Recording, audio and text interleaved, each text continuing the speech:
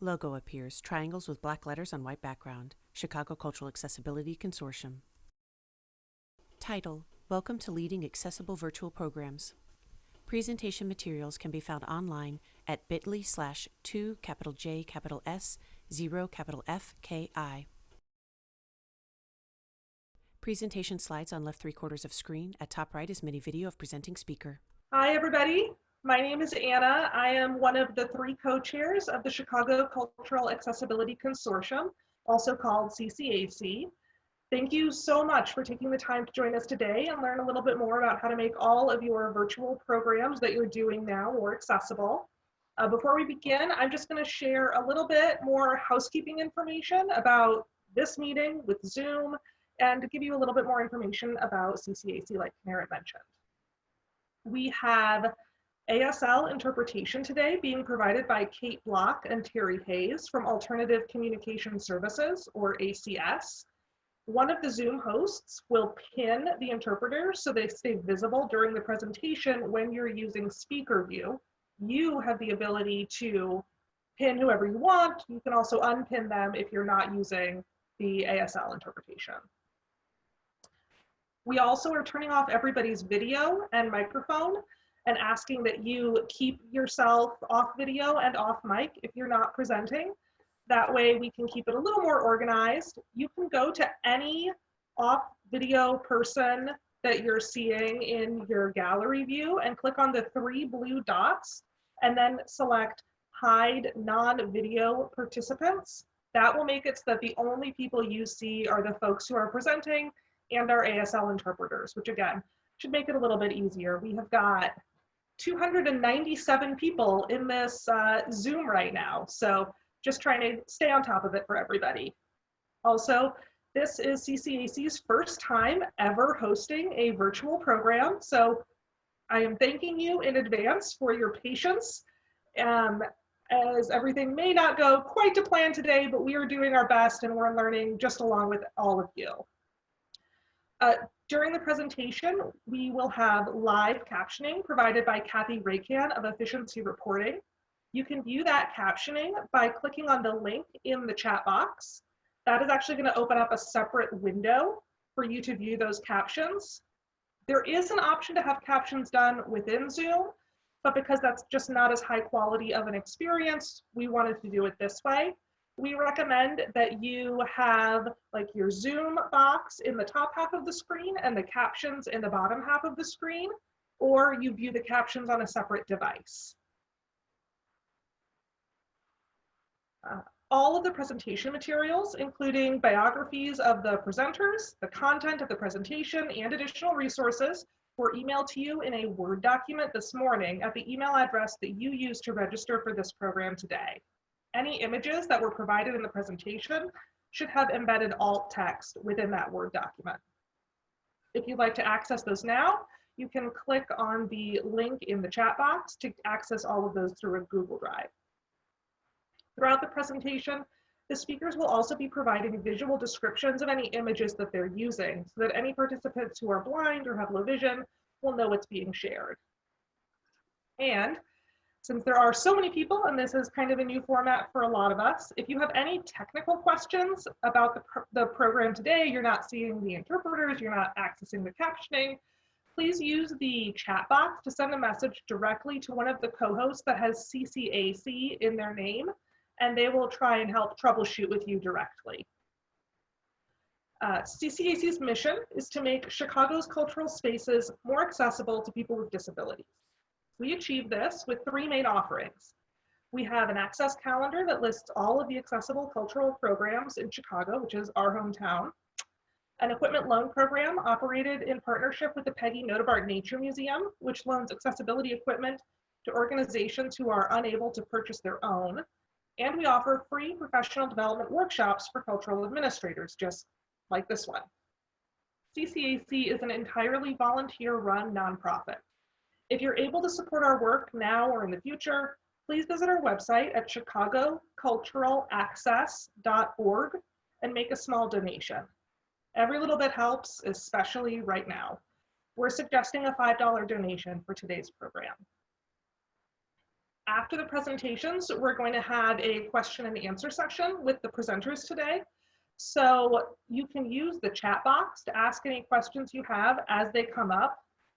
I'll be monitoring that, and then I'm going to jump back in at the end and help raise those questions and moderate a little bit of a Q&A at the end.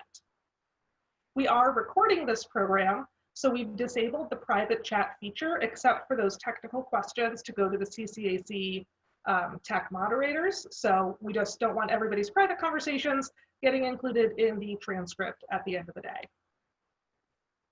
So in addition to thanking our wonderful interpreters and our captioner, I just want to take a second to thank the CCAC steering committee members who put together today's program on very, very short notice. Emma McLean, Karen Techberg, and especially Kenneth Cohn, who's been spearheading this program.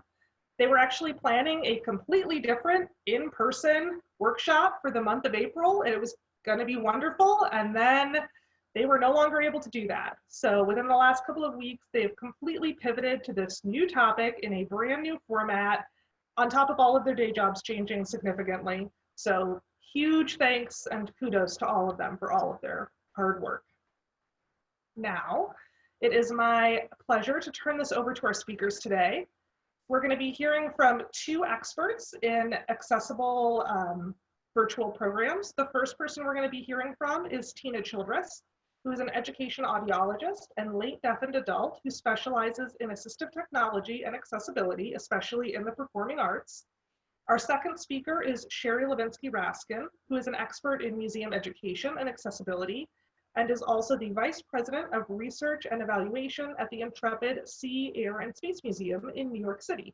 So now I will turn it over to Tina and Sheri. Thank you, Anna. Can you give me a thumbs up if you can hear my voice right now, or can someone give me a thumbs up?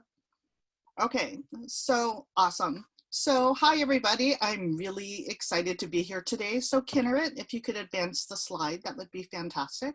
Title, Introduction, Tina Childress. Thank you.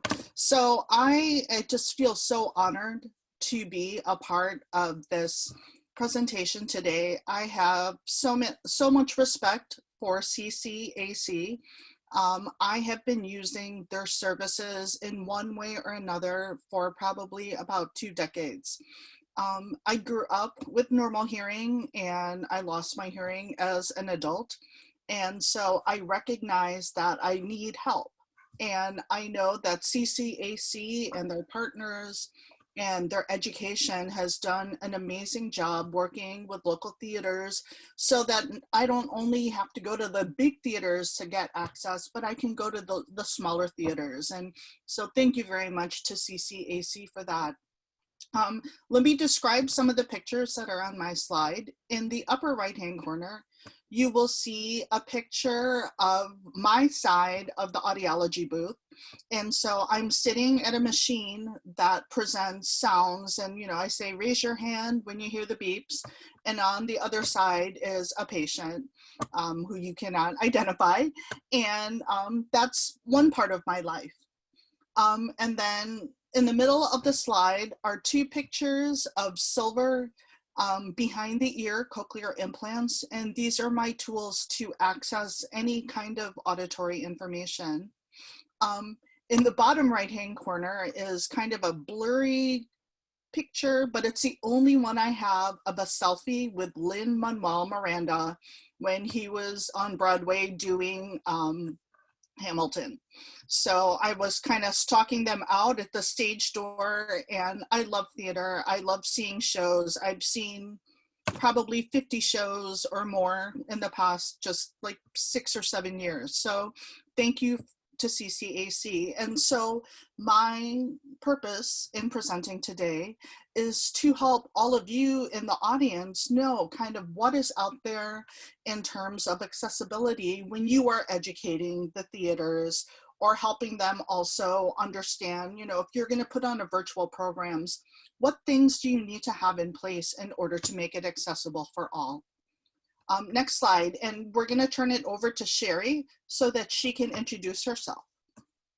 Title, Introduction, Sheri Levinsky-Raskin. Excellent. Hello, everyone, and thank you to CCAC as well. and to Tina for co-presenting today. I'm very excited about this. For those of you who do not know me, I'm Sheri Levinsky-Raskin. I define myself as a museum professional. I am also a consultant. I'm an audience advocate, a visitor experience evaluator, collaborator, fundraiser, and friend.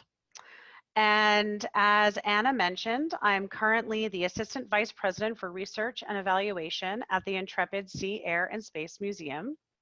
And I'm also president of SJLR Solutions, LLC, which is my consulting company. I am committed to high quality and accessible museum experiences and serve on local and national steering committees so that I have a voice and can work with colleagues to make a difference in the way cultural organizations meet the needs of their audiences, care for our colleagues and our staff, and nurture the next generation of museum professionals. So a little background about myself is I grew up in New York City. I went to Washington University in St. Louis, Missouri for my undergraduate degrees in cultural anthropology, art history, and elementary education, and then moved on to the George Washington University in Washington, D.C. for my graduate degree in museum education.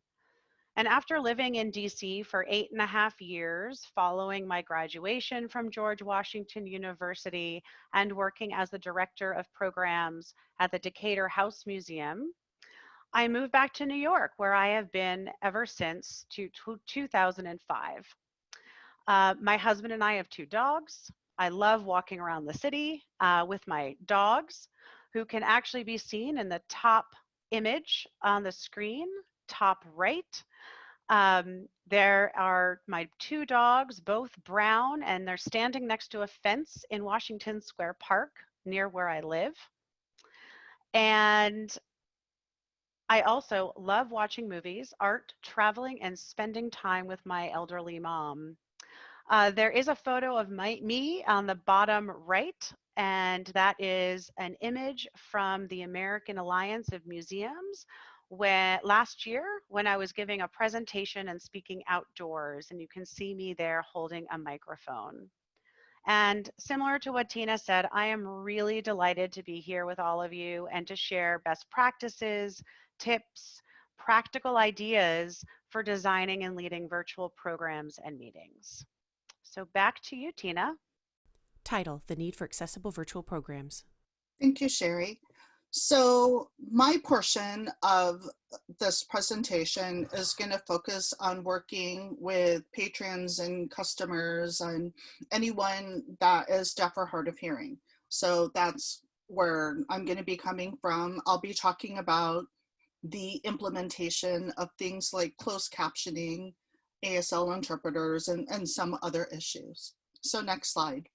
Title: Planning this webinar. So the one graphic that I have on the slide is a blue kind of thought bubble. And I put that up there to represent how hard the planning committee here had to think about this presentation, since this is the first time that we've done something this large, something this big in this virtual kind of community. We wanted to make sure that we were able to address all of the accessibility needs that people might have. So we wanted to make sure to accommodate people that are deaf or hard of hearing, deafblind, or low vision.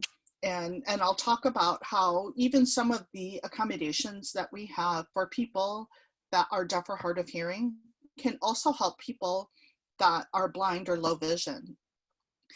And that would be in the form of things like alt text and things like that.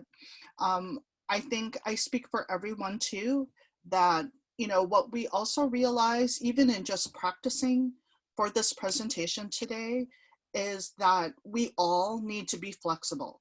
So all of you guys out there, understand that things are going to change. The way that I'm going to present this can apply to kind of all different kind of platforms. And here's the thing that I've been realizing is that all of these different platforms are all scrambling to accommodate these millions of people that all of a sudden are getting online. They're doing things like listening to their customers, they're making updates to things. So understand that you may think that you have the step-by-step protocol for how to set something up, and then you try it and all of a sudden it doesn't work.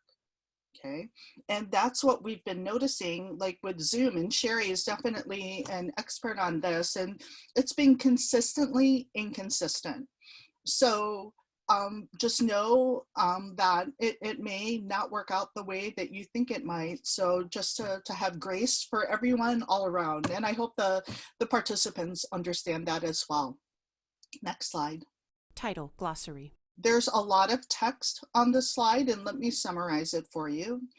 First, I'm going to describe the graphic. There is a black and white logo that looks like a sheet of paper with a magnifying glass looking at it. And so that is just kind of my representation of a glossary. So I may say some words and I want to make sure that you understand what they mean. The first one is CART. And actually, I need to change that definition. It stands for Communication, Access, Real-Time Translation. So not computer-aided. Communication, Access, Real-Time Translation. And basically what that means is there is a live captioner. And today, our captioner, her name is Kathy Rajcan, R-A-J-C-A-N. I've worked with her across many settings over the years, so thank you so much to Kathy and also to our interpreters for being here today. So CART is actually generated by a human captioner, okay? It's not automated captioning, which I'll talk about in a little bit. The second bullet point says live captioning. And again, this is just like in general, kind of the umbrella term for when a human person gives caption or provides captioning. You can have live captioning that's not done with CART. Sorry, I should back up. CART is done by a person who is using a stenograph machine, like what you would see in a courtroom. And so live captioning sometimes can also be provided by someone that's just on a regular computer.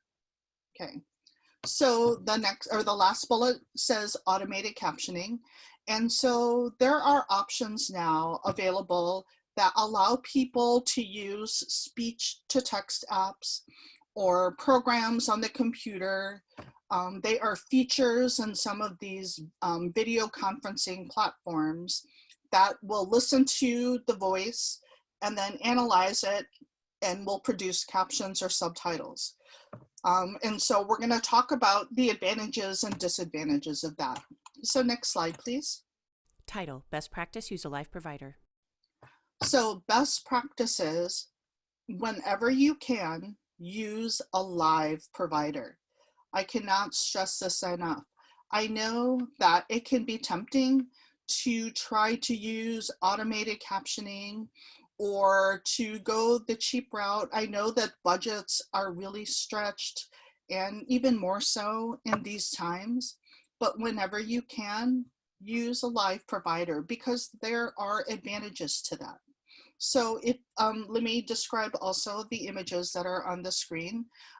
There's one image of the torso of a woman and her hands are in front of her stomach and she's making the sign for interpreter. And that sign looks like the sign where you kind of look like you're pinching something and the hands are put together.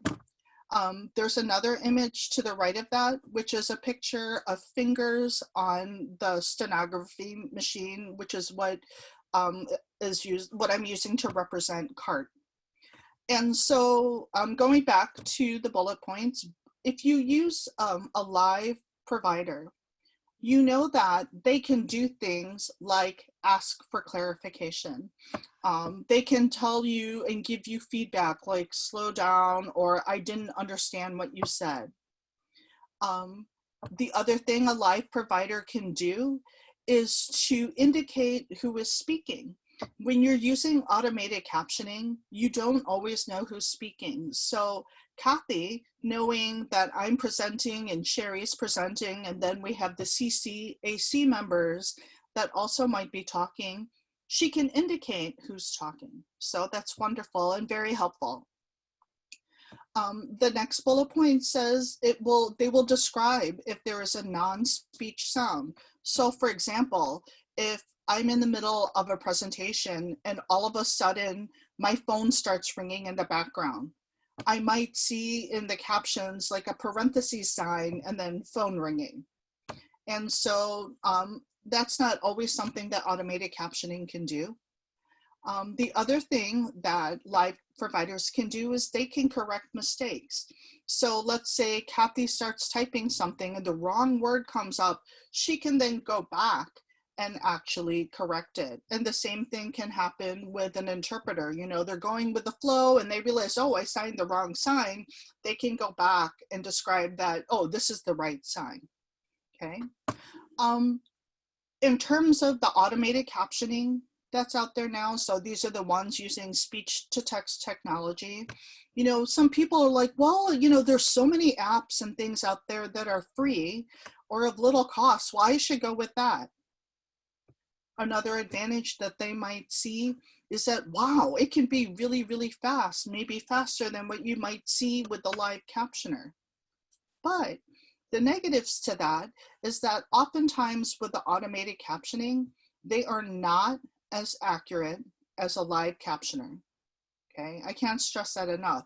And so if your goal is speed, but you don't really care about accuracy, you know, you're gonna weigh that. And as me as a consumer, I would rather have the access with the right words and the right terminology and the right spelling. You know, interpreters and live captioners often get the, you know, what we're going to be talking about ahead of time. And so they can put the correct spelling, you know, they can make sure that you know exactly what the presenter is talking about. Okay, so those are some factors that you need to take into account. Next slide, please. Title: Hire a cart captioner for remote captioning.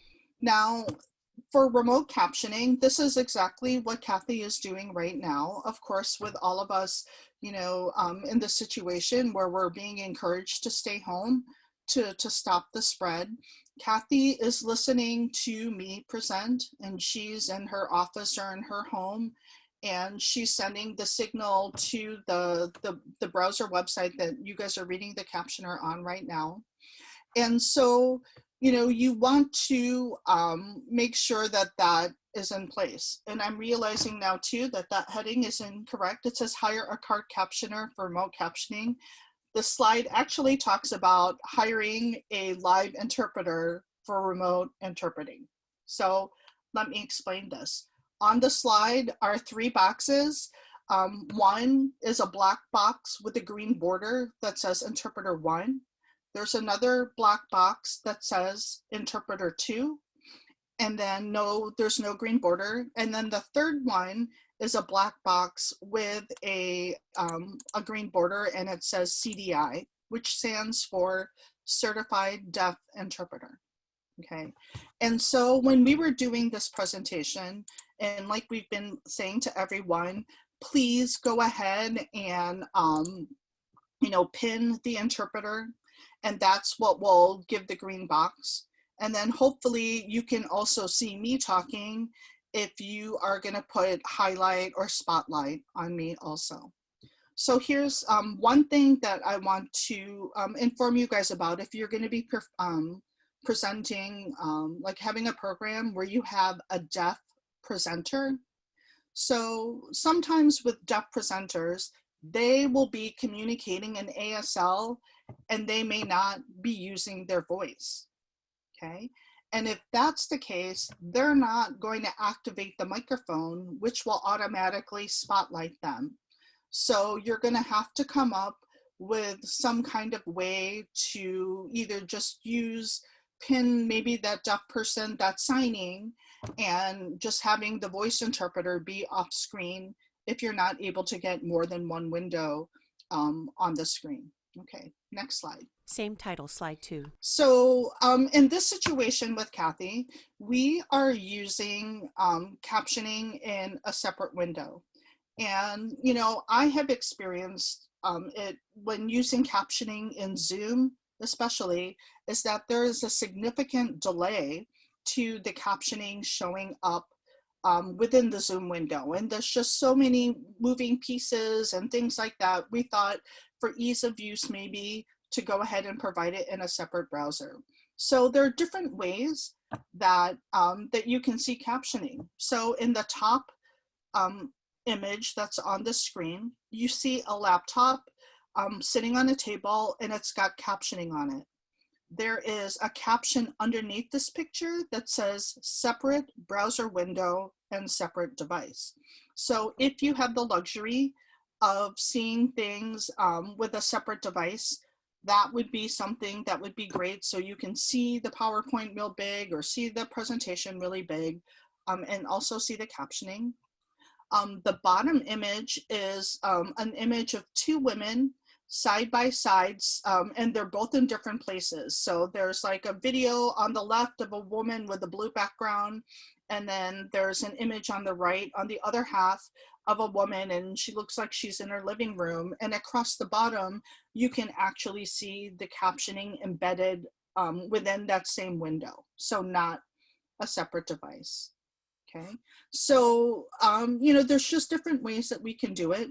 The other thing that we realized when doing our presentation also is that we wanted to make sure that the captions would not cut off the bottom of our slides if there were any pictures or if there was any text. So as you are creating slides, if maybe you have some kind of template, we actually left a border of 1.5 inches across the bottom so that if you are using captioning, that it's not going to cut everything off. Okay, next slide. Title, side by side versus top to bottom resizing. So this is an example of how you can position this other captioning window if you want to view it on the same screen, meaning you maybe don't have another device to be able to view the captioning. So the image on the left is a web page that has an image of a guy that looks like he's moving a large piece of art. Okay, and so at the bottom of it, I have placed the caption window, and you can see that it's just one line. And because it's top and bottom, it's actually cutting off part of this video. Okay, so if you go to the right image, it's that same image of the guy moving the large piece of art in a browser window, but instead of the other browser window being beneath this browser window with the guy moving art, the captioning window is actually on the right. And so the advantage of this is you get to see all of the captioning, you know, not just one line. You could see as many lines as you want, and you are keeping the full image in view. Okay, next slide, please. Title, same recording, same captions, different views. This next slide is another image of, I did a previous webinar earlier this week, and it was recorded, so I went to go watch the recording. So I'm watching the same recording, the same captions, but there were different views. So the image on the left is when I watched the recording in full screen. And if you watch it in full screen, the image looks like it's a slide talking about the benefits of using cart captioning. So there's an image of a woman at her stenograph machine. And then you can see all of the captions across the bottom, and you can see the full slide on top of that. Okay. Now the image on the right is when I looked at the same recording, same captions as fit to window. That's one of the options. You could see full screen or you could see fit to window. And as you can see, the captioning, when you put it fit to window, actually is in the middle of the screen, and it does cut off text, and it does cut off some of the images. And so, there's always going to be things that you don't expect. Like, I didn't expect this recording to look so different in different views. Okay, next slide. Title, Other Captioning Options. So there are other options that you can have as opposed to using a live cart writer. So for example, in Zoom, as well as some of the other video conference platforms, you can assign someone to be the quote unquote captioner, which means that they could be taking notes and just adding it to the platform, and you would see it scroll across the bottom. They are not doing word for word verbatim transcription of what people are saying. They might just be highlighting the important parts, because if they're recording that webinar, then those notes will also be uploaded to the recording. Okay. The other option that you might see with some of these video platforms is automated captioning. And so an example of that would be Google Meet. If you were to hold a meeting in Google Meet, automated captions is a feature that is involved that you can use with that platform. And then at the bottom, the last bullet point says generate transcripts. And so there is an image on the slide, and what it is, it's a screenshot of a 2-page transcript side by side, but I made it as one image. You can't read any of the text. I just wanted to show a lot of words to symbolize transcript. So for people that are blind or deafblind or low vision, providing a transcript means providing them access, because that means that if they have screen readers, let's say that they have aidable hearing or they don't have any hearing loss, the screen readers do a better job reading transcripts than maybe some other kind of formats that are out there. If you have someone that is using a Braille display, that is easier to transmit through a transcript. And then for the audio, they can read along with it too if they want to listen. Next slide. Title, Thoughts. And so, when it comes to captions in general, we know that captions can benefit a lot of people, not just people that are deaf or hard of hearing. It can help with the ease of listening.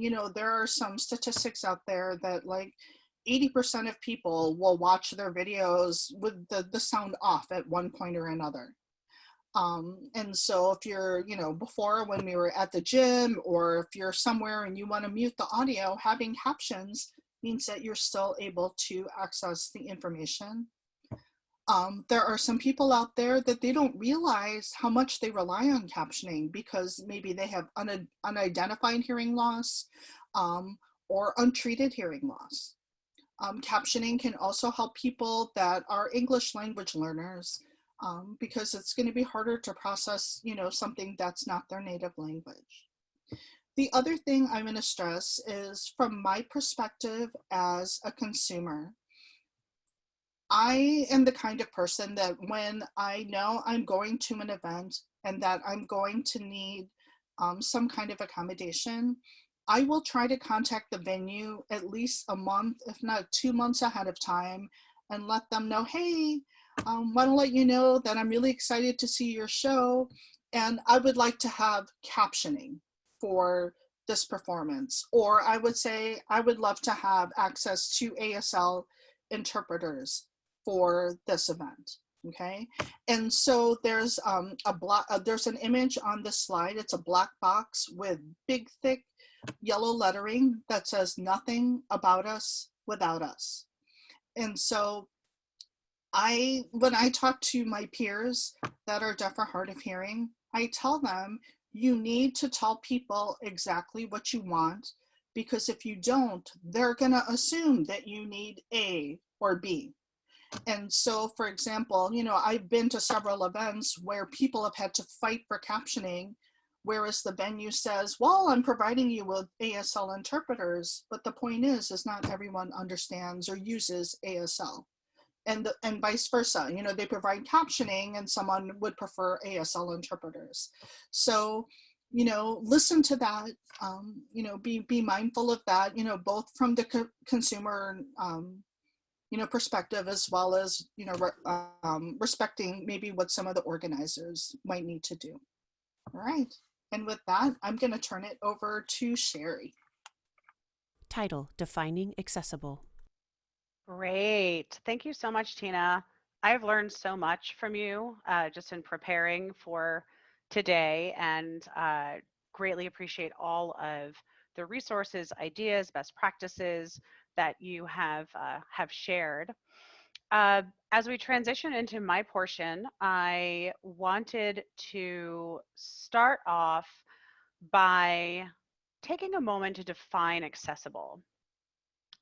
And what do we mean when we say accessible?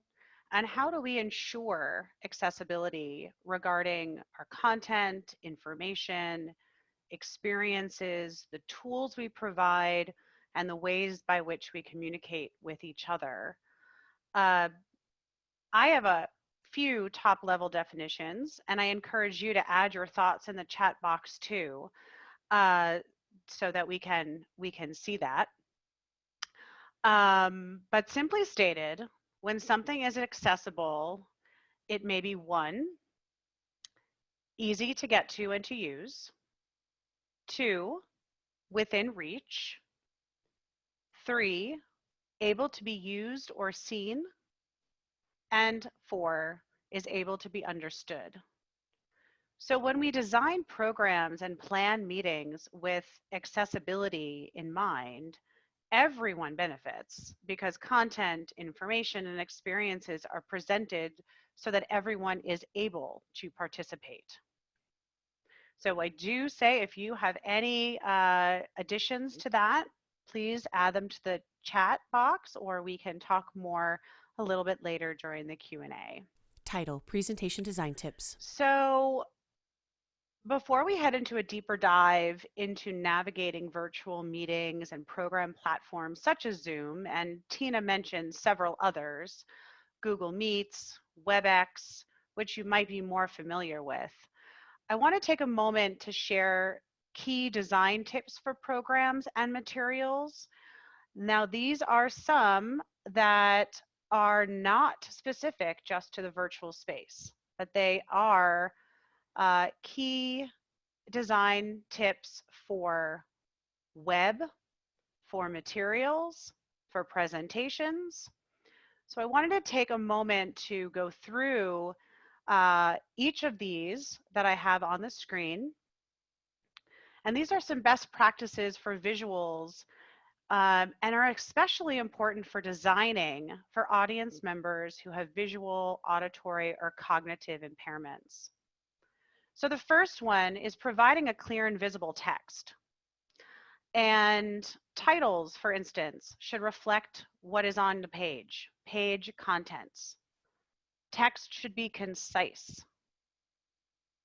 Areas around text should be free of clutter, designs for design's sake, and overlapping images or images that are closely grouped together. My default font, for example, is Arial. It's clean, it's clear, it's easily read by screen readers, and it's also what's known as a sans serif font. So for those of you who might be unfamiliar with what that serif actually means, it's a decorative aspect to a letter that might be found in some fonts like Times New Roman, for example. And another alternative other than Arial might be, for instance, Calibri. So there are just some that are easier for screen readers. They're also just cleaner and easier for anyone to read. So audio components. Whenever you have materials that list audio components or links to an audio or a video, it's really important to include visual and text cues so that is, oh, can you go back? Slide changes forward then back. Thank you. Thanks. So that's the second bullet, visual text cues for audio components. including those icons representing speaker sounds, for instance, or a microphone or a loudspeaker that provides information for anyone to know that there is a video or an audio element to click and then open. In a presentation such as this, using an icon also presents a prompt and prepares participants that an audio or video component is coming. Captioning is also essential, and Tina talked about this for any audio or video components. Cannot stress that enough.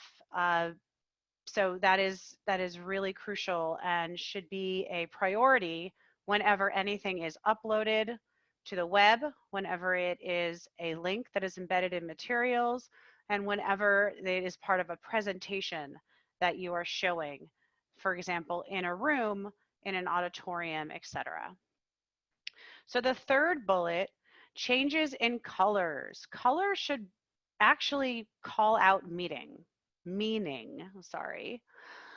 It's a really powerful tool in any presentation, but it needs to be used wisely. And I say that because color can provide information and call out significant items, but it also can cause confusion. It should always be accompanied by some other visual and text cues. And a couple of examples of what those may be are headers and subheaders. It's also something to think about, is your font bolded when it's in a color? Can you use a pattern? Can you use a larger font size? Saying this is, consider participants in a program or a meeting who have color blindness. They have low vision. They have age-related vision loss. Or perhaps they're actually looking at your presentation on a monitor or a screen or through a projector that has different color renderings. And there's also the consideration that depending where the presentation is being given, you have variations in light. So color then can be perceived in different ways. So it's very important to think about that. Color contrast checkers are available in just about any platform where you can, look at that and see if your colors are in strong contrast. For instance, foreground to background, or the font face to the background. So when using color, I really think it's important to avoid color coding, except when the color is accompanied by another cue, as I just mentioned. I highly recommend not using underlines, because underline is typically noted as indicating a hyperlink. So avoiding that is really important.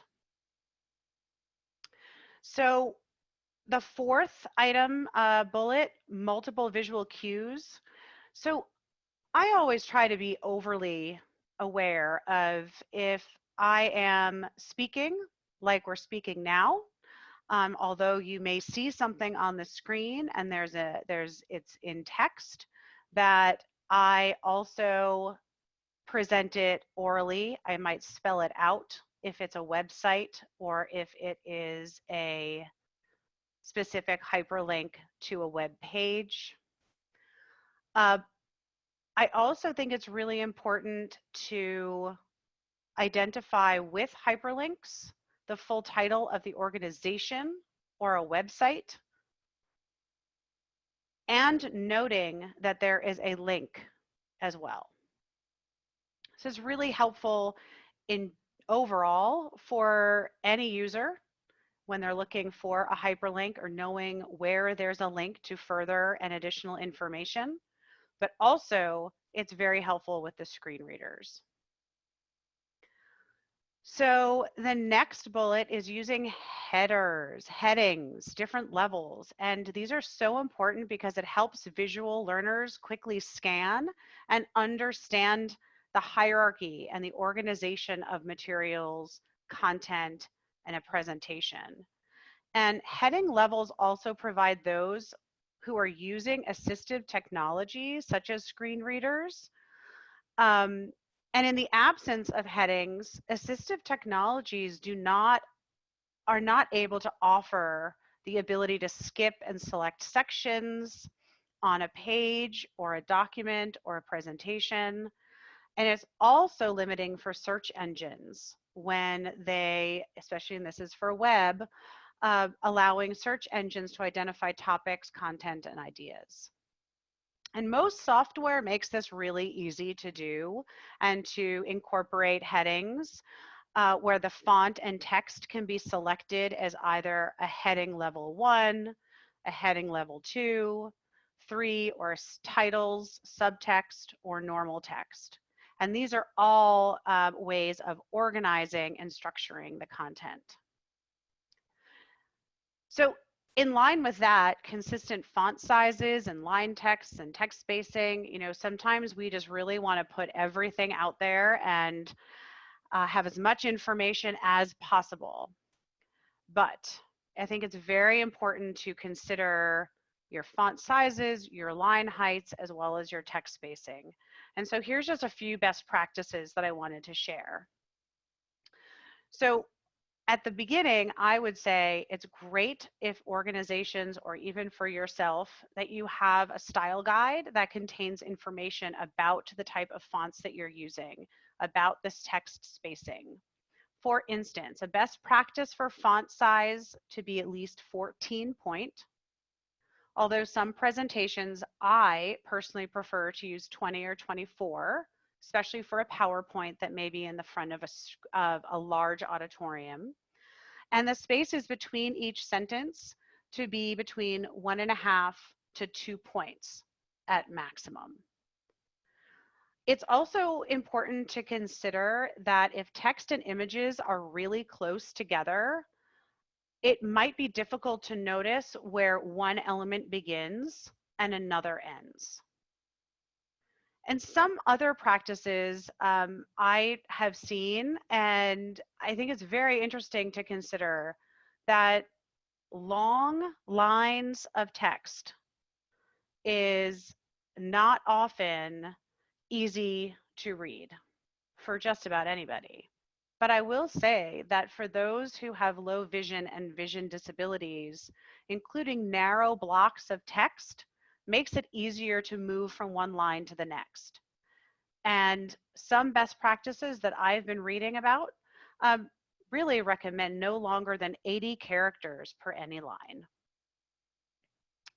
And those of you who know me well know that I strongly believe that when preparing a presentation or materials, all users need to be considered. And that means structuring and organizing your content, your pages, so that's understandable for anyone who may be using a touch screen, a typical mouse and keyboard setup, or any adaptive technology. So the second to last bullet on this slide is everything on a slide should have meaning.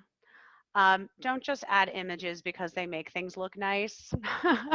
It just clutters the information. It makes it hard for consumers and users using screen readers to really get the message of the presentation, and it can just become very confusing. So be deliberate and make choices about what is on a slide. And then at the very last point I wanted to make in this presentation design tips piece is that when an application, when there's a presentation, including charts or graphs, having clean text alternative allows the user who might have a visual or cognitive impairment to have an alternative method for understanding how data points relate to one another. So a couple things just to think about is, even if you're going to put a table into a presentation or into materials, 2 columns, anything that has more than 2 columns or row headers together can get complicated to navigate. And nested data can cause screen readers and users to become trapped in the table and unable to navigate away. So I think that's really, really important. And just to kind of close out for this slide, you may have other presentation and design recommendations, and I do encourage you to share them. There are many, and many are actually preferences, as long as they are within some best practices and understanding the assistive technologies that participants may be using. So this program is meant to share these ideas and support the work we do and what we are going to be continuing to do. So many of us right now are repurposing content that has been delivered in different formats, not virtually, not in a platform like Zoom or in WebEx or in Google Meets. And it's important for us to be thinking about all the different components that we need to embed and plan for. And Tina did mention earlier that when you have a hearing loss, trying to hear on virtual platforms can be exhausting, and that this is also the case for other audiences who may have disabilities. So really thinking about the users, all users, I think is very important. Title, Zoom settings. So moving on to the next slide, these are a list of settings, Zoom settings in particular, and many of these are also very similar in other platforms that I wanted to talk about specifically as it concerns accessibility and ways that you can navigate and prepare and present. So on this screen, we have passwords, participant audio and video, chat features, co-hosts, screen sharing, nonverbal responses, and closed captioning. So I'm going to go into each one of those now on the following slides with some images and snapshots and screenshots and a bit more information.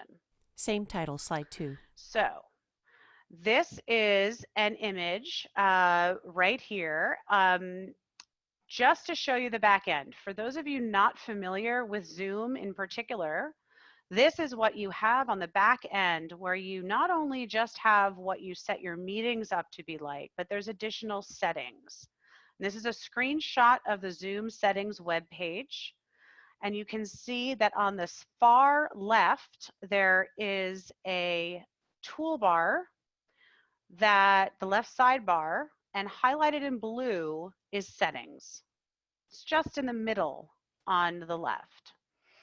And in the center of this image, there's a list of options for setting up a Zoom meeting, such as host video, participant video, audio type. This is just what's at the top. I could have screenshot it all. However, we're going to go through more of those others in just a moment. So let's start with the first one for passwords. So passwords on the next screen. Same title, slide 3. Perfect. So I recommend disabling passwords for meetings when using a virtual platform, whether it's Zoom or WebEx. It just eliminates that extra barrier for participants to participate and to enter. It adds another level. Now, granted, there are issues with that. We've probably heard a lot. Everyone's using Zoom these days and other platforms. And, we do know about the potential for Zoom bombing, which was a word I just learned the other day, or links being shared and individuals joining meetings who were uninvited. So yes, that can be a problem. But when thinking about accessibility and making it accessible, making it within reach, making it something that everyone can use and participate in, I recommend disabling the passwords. Now, on the back end, you are able to combat that situation as a host for a meeting or a program, and you can remove people who do not belong in your meeting. You can remove people for other reasons. For instance, chat topics or video. So a lot of different things where there might be a need to remove someone. So the top box at the top of the screen is what you would see in the settings screen. It's a white box with a black border, and it's a screenshot of that Zoom setting for passwords. And to the right of the explanation for passwords setting is a toggle switch that is set to the left, and that indicates that that setting is off. And that is how I generally do it. Now, also on the same screen is thinking about participant audio and video upon entry. And many of you also experienced this as you were joining us today. My recommendation for having done this is that upon entry into a Zoom room or other virtual platform, especially in a large meeting, I believe we have right now about 300 people. So I would recommend that people are joining the meeting with their audio off. You may choose to also have your video off, but that is definitely a choice. In a large gathering, if you've got audio on and everyone is chatting, it's very hard for the main speaker or the host or the presenter to be clearly heard. However, again, as a host, you have the ability to actually mute and unmute people, everyone or individuals. So that actually is pretty helpful. This image, it's the box just at the bottom of the screen, is that screenshot of that setting for muting participants upon entry. And you can actually see that in that situation, in that image, the toggle is actually set to the right. That indicates the setting is on. Same title, slide 4. So now chat features. Actually, this is awesome. I'm watching actually our Zoom group chat right now. We're seeing some good questions coming up, which are great. And I know we will jump into those when we get to Q&A. But most platforms, not just Zoom, have the ability for participants to chat with one another, as well as chat directly with the host, as well as have private conversations via chat. Depending on the meeting structure, the number of people, the program, it might be a good consideration to restrict chat.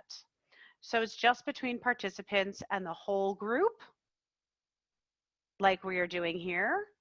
Allie is asking a question to everyone, which is great. Off screen. Or you may want to have it so it's participants to host, and restrict that individuals can communicate with one another privately. Please note, and I believe Anna said this at the very beginning, private chats actually many times show up on the saved chats and the transcripts.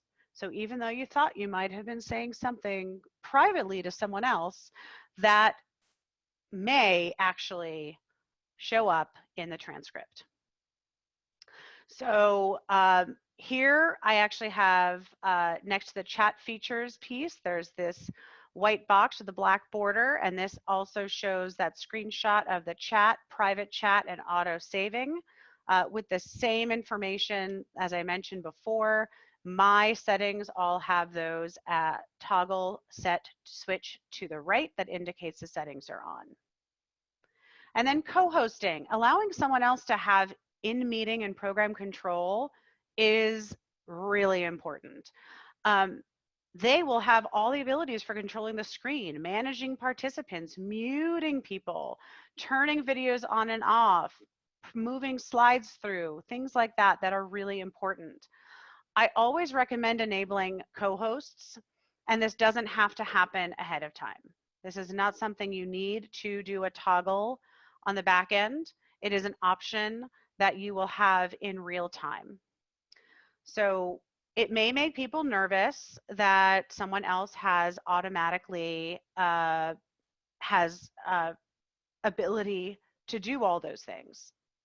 But rest assured that whoever is the initial host and set up the meeting is able to reclaim host privileges and take that back.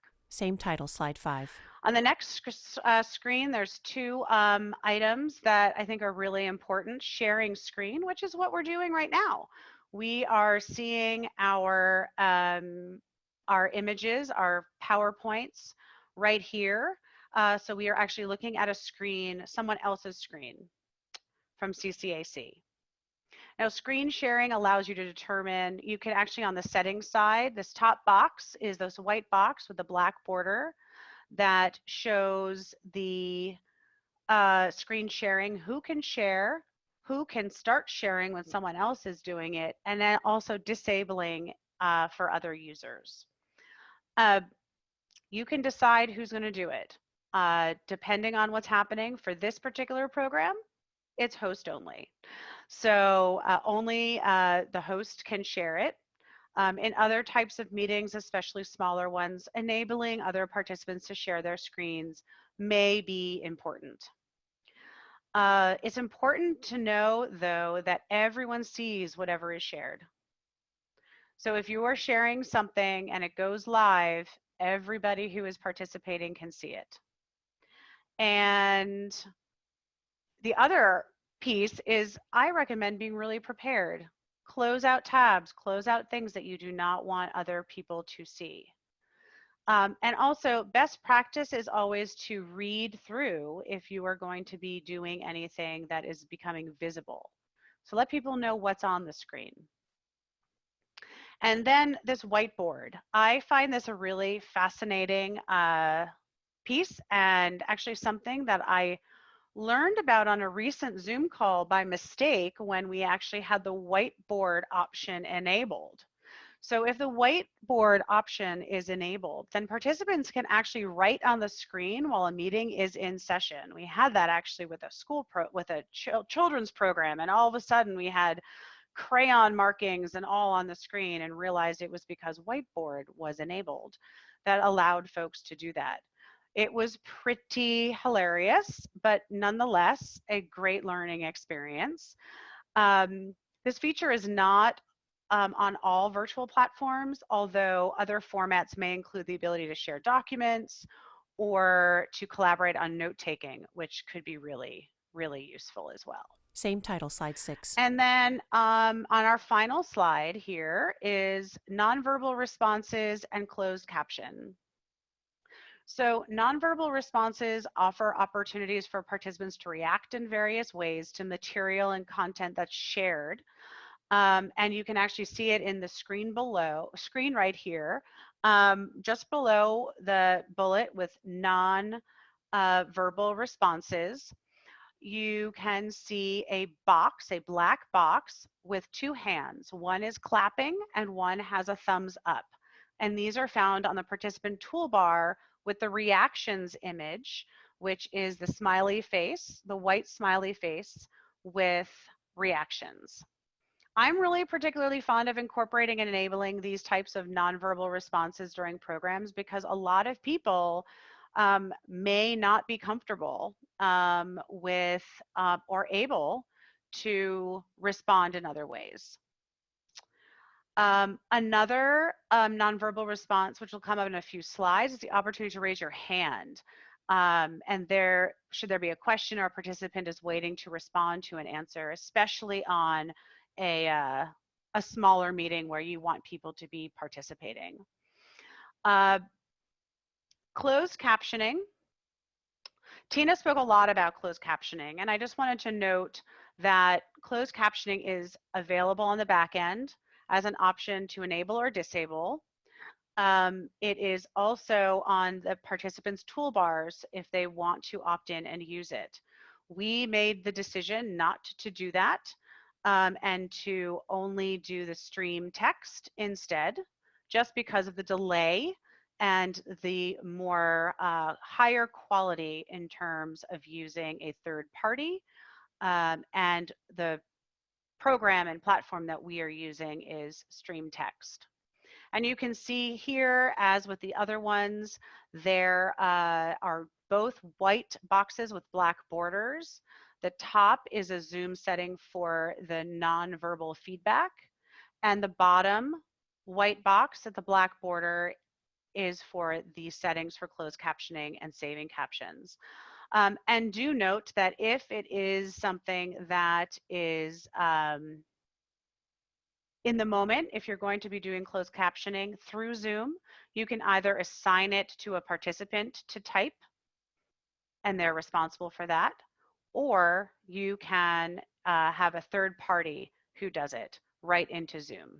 And again, we just made the decision to not do that. Title, Zoom toolbar. Then on the next slide, I just wanted to show a larger image of the Zoom toolbar, just to note that different toolbars for hosts and participants. This is an example of a host one where you have quite a lot of options from left to right. We have mute on the very far left with a microphone above it, video with a camera above it, invite with a person icon with a plus sign that enables you to invite others while a program or a meeting is in process. Manage participants. In this example, you can see that next to the two-person icons, just above manage participants, there's a number next to it. And here you just see one because my test image was just me, so it was just me. Then you also can see there's a polls with a vertical bar chart above it. You're able to ask questions to the group in real time. You can share the screen, a green box with a black arrow, and then a record button. There's closed captions, which we just noted and mentioned, breakout rooms, reactions, and then on the very far right for the host is end meeting.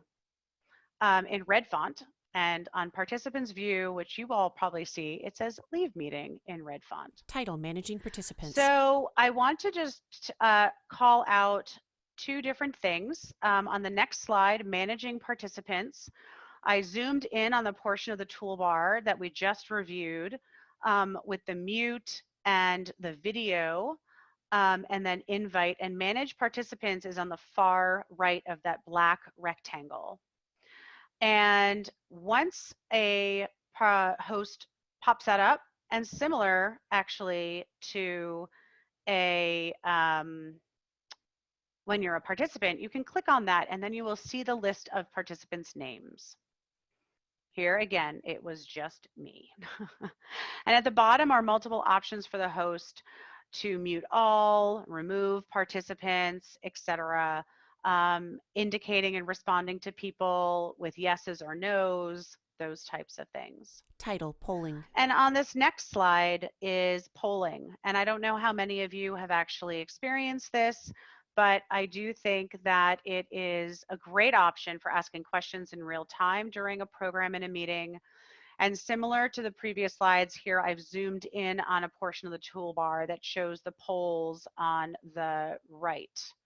The fillable form that you can see on the just next to that, the white box with the black border, is a fillable pop-up that will come up if the polls are selected, where you can add in, type a question.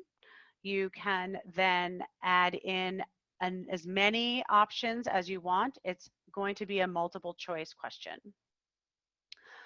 I highly recommend, however, if you're going to do this, that you consider alternate real-time methods for participant engagement.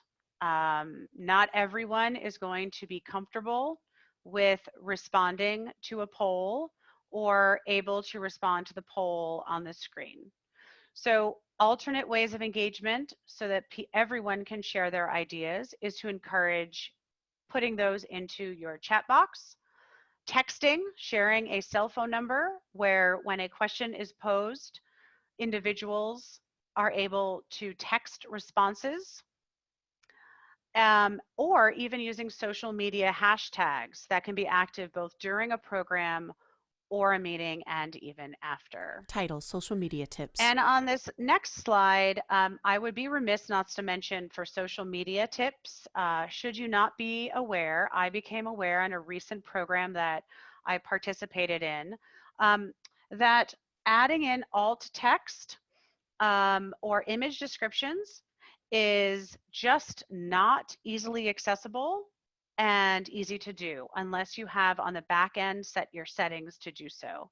So on the screen here are two images. The one on the left is a screenshot of a portion of the accessibility settings for Twitter. And I specifically call your attention to enabling image descriptions. And again, this is not an option in our real-time, fast-paced social posting on Twitter unless you have enabled it in your settings. And then similarly, the image to the right is a screenshot of the accessibility settings for Instagram, which, similar to Twitter, has to be enabled under advanced settings. This too is not an option unless it's enabled. By enabling these settings, individuals, users, participants who are using screen readers or other assistive technology will actually hear the descriptions of the images posted in their social media feed. Title, Breakout Rooms. And then finally, I mentioned in the larger, looking at the larger toolbar for hosts, that there's breakout rooms, which I think is actually a great feature. However, it has some limitations. So let's first say that it offers the opportunity to hold smaller group discussions about the same or various topics.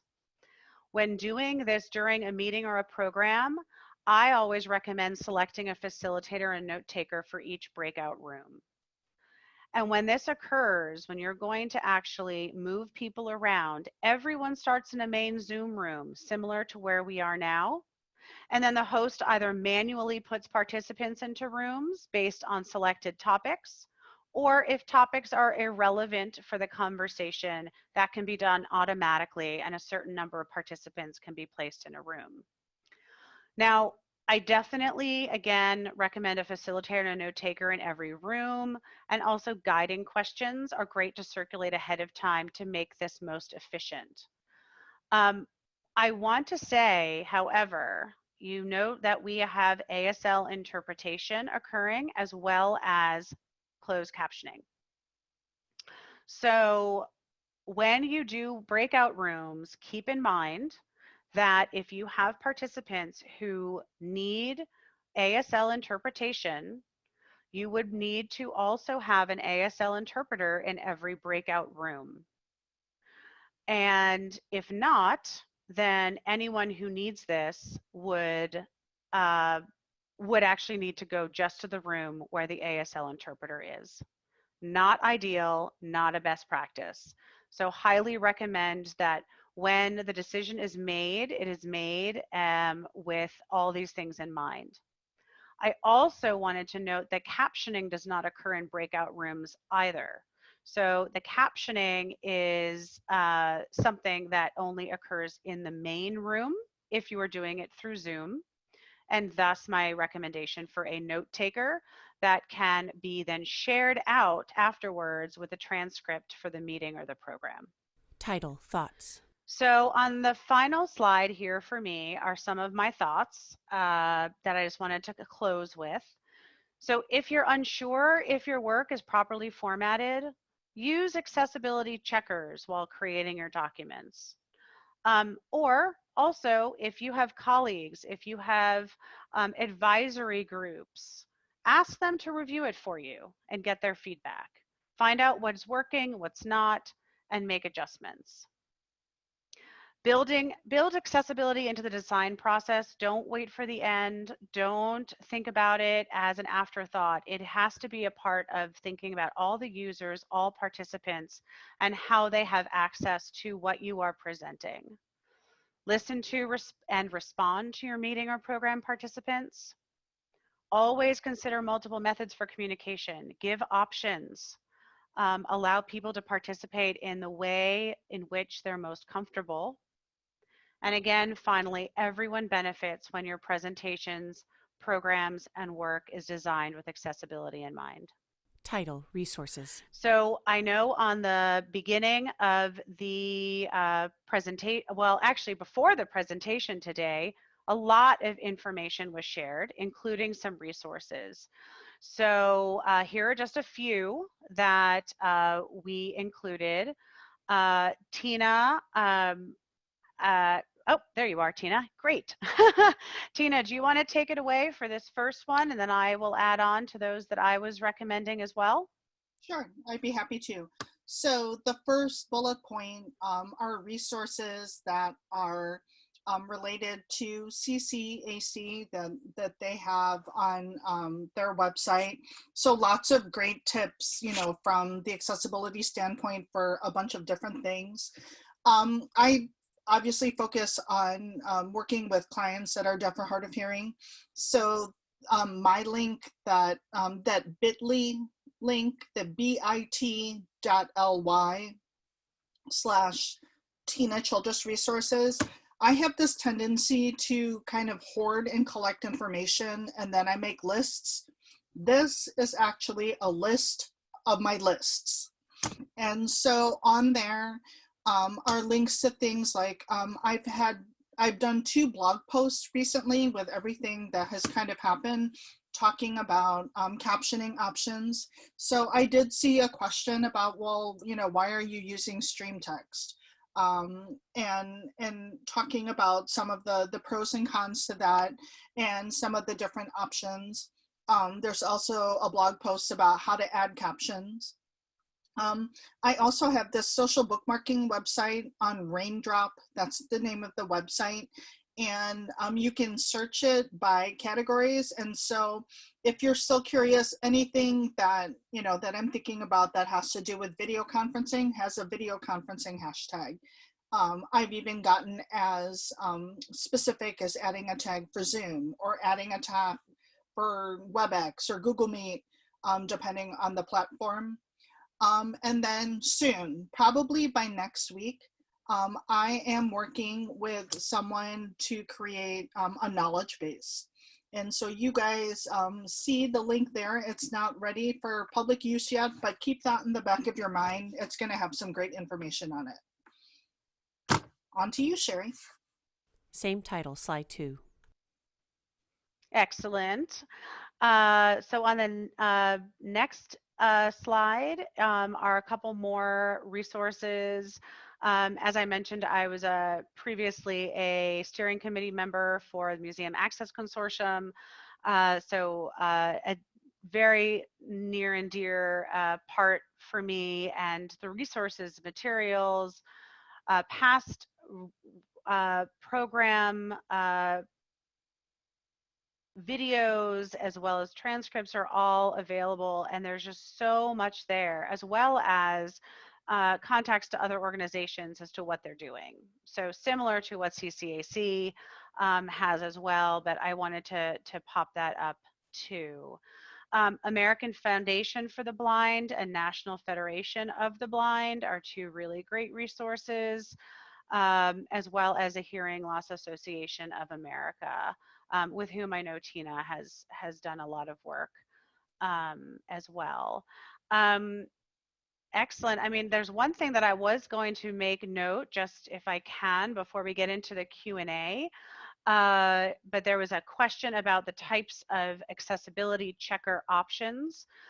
In most of the platforms, you will actually find, like Word or PowerPoint, you will actually find a check accessibility feature in the toolbar. But there are some others that are available as well.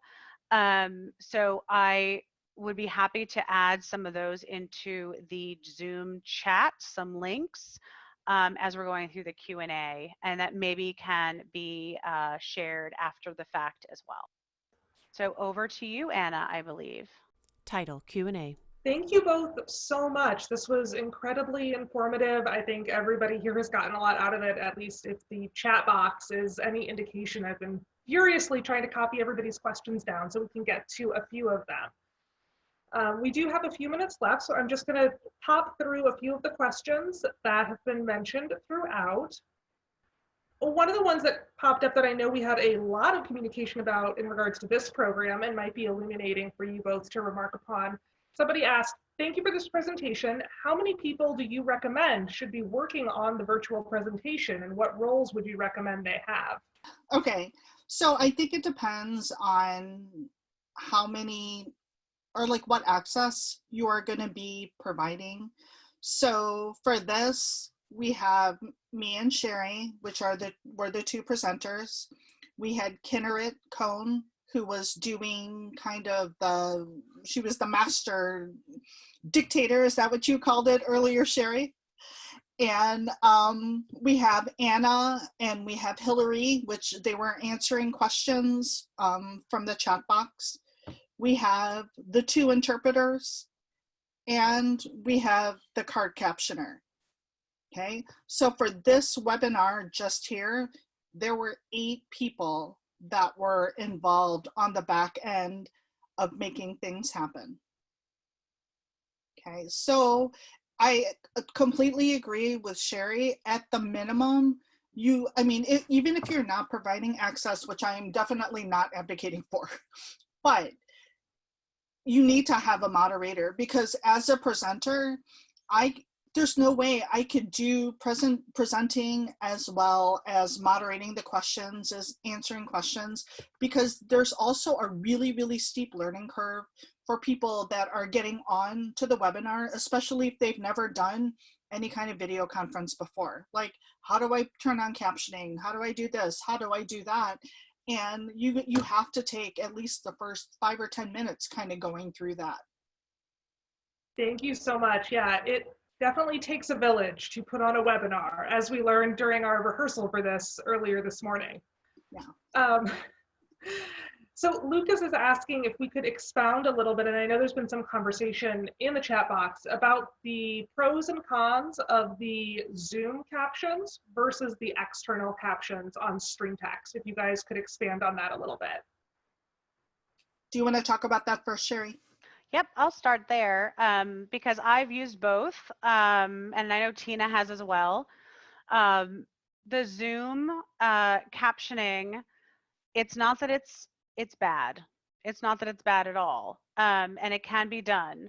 And as we mentioned before, it can be done by someone who is a participant or a facilitator who will take notes in real time, or someone, for example, in a third party organization that is really skilled at this, because it's not easy, as we can obviously see. This has been an hour-and-a-half presentation, and there's a lot that goes into it.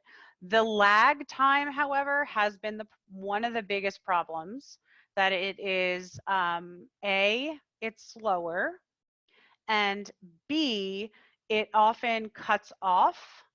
And as Tina mentioned, we very specifically added that 1.5-inch height at the bottom where there's no text, no images, because if there were captioning happening in Zoom, it would overlay and it would cover over, depending on how you have that organized. So, you know, it's not that it's bad, it's definitely very doable, but it's just that what we decided to go with, we think is more of a best practice to do so. And I'll let Tina jump in. Okay, so also to Lucas's question, I know that he was wondering if stream text could be sent to 2 different platforms at the same time. So if you have Zoom and you're also viewing it in YouTube. So Kathy, I'm gonna ask you to step away from your cart duties for a minute, and can you answer me, is it possible to transmit stream text to 2 different platforms at the same time? And I will wait for Kathy to respond, and then I will read out her response. Okay, so Kathy responded in the chat box, thank you so much. Multiple platforms are available to output to. There you have it from the expert. Thank you guys for expanding on that. I know that was a hot topic of conversation. We do have a question from Hannah, and this was something that we actually talked about a little bit in developing this presentation as well. For public programs where people might take issue with keeping their names private, do you think Zoom webinar is a better system than Zoom meetings? I noticed that this is a Zoom meeting presented as a webinar, which would be a better guest experience. So I'll jump in with that. And I think Tina just recently also had an experience with this that she can expand on. But when I use Zoom, I prefer the meeting format. I think it is a lot more adaptable and flexible and has features that the webinar does not. While we chose to do this more as a webinar style, it allowed us to, on the back end, have more control over what you're able to see and how we're able to navigate from place to place. Now, it is possible to rename. Anyone can rename themselves. And it's actually something that you can, in the top, and I just say this as a moment that everyone can now rename themselves, but on the top right corner of your video or where your name is, there are 3 white dots in a blue square. And if you click on that, you are able to rename yourself. So I can actually decide that I don't want my last name to show, for instance, right now, and I just took it off. We actually have had conversations about that regarding if you're doing programming with families, with children, that you don't want to have last names. Some people, when they call in, their phone number is displayed. You may want that to be private. So absolutely, I think that that works well, or you can just change your name to anything you'd like. So that's just my feeling. I like the webinar. I like the meeting format better than the webinar. And if the name feature is the biggest concern, it's definitely, you can definitely deal with that. Tina? No, I agree with everything you just said. Cool. I think we have time for one last question. It is 3:29 by my clock. So I want to leave people with some actionable tools that they can take and go put to use. So we had a couple of questions about accessibility checkers, either screen readers or other tools that we can use to check our presentations and make sure they're accessible. Do you have recommendations for tools that people can look into? So I actually just started to pop some into the chat, and I'm now trying to find them because there's a lot of chatting happening.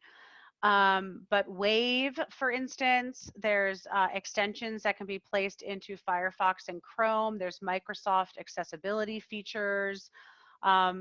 There are definitely more. There's color contrast wheels and different applications to take a look specifically at color or to specifically look at the alt text that's included. So those are just a couple that I just threw into the chat, but that's something that, and I don't know what might be coming after the presentation today, but I know that this is going to be going up on the CCAC website. So probably we can actually expand on that list so that there are some good resources and links for you to use. I agree. I don't have anything else to add on that. All right. Well, thank you, Sheri. Thank you, Tina. This has been incredibly valuable to everybody who joined in. I hope everybody got something out of it, something they can take back to their organizations while they're putting together new programming to keep us all engaged with each other, even though we're all apart right now. Again, if you want to support CCAC's work, making theaters and museums more accessible, you can make a donation on our website, which is chicagoculturalaccess.org. We will have the recording of today's program along with all of the materials. And yes, we can absolutely add those resources that Sheri was mentioning before we push that all out. You will all get an email with all of that in it, and it'll be archived on our website as well. So thank you, everybody. Thank you for participating, and everybody go take good care of yourselves and have a wonderful day. Fade to black. White text on black background. Leading accessible virtual programs presented by Chicago Cultural Accessibility Consortium. For workshop resources and more information, visit chicagoculturalaccess.org. Workshop organizers and CCAC steering committee members: Anna Kostner, Kenneret Cohn, Emma McLean, Hillary Pearson, Karen Techverk. Workshop Accessibility: Kate Block and Terry Hayes, ASL interpreters. Kathy Raycan, real-time captioning. Video editing, captioning, and audio description by BridgetMelton.com. Video fades to black.